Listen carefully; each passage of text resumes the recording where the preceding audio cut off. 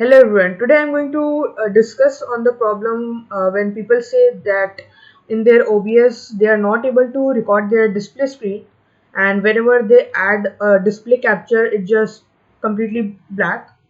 So I will show you how to fix this. So first of all, you have to right click and go to display settings. Over here you have to scroll all the way down and click over here the graphics settings. Over here as you can see I have already added this. So what you have to do is go to browse, and in this you have to go to OS only. Over here you have to go to program files, then you have to find your OBS. Yes, so it is here, OBS.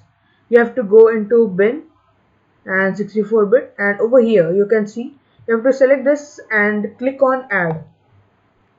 So in my case it is already added, but in your case it will not be showing power saving. In order to do that, you have to go over here, options.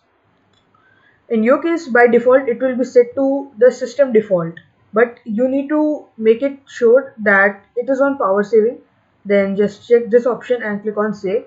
Now all you have to do is just to restart your OBS Studio, and boom, it will be working. Thank you.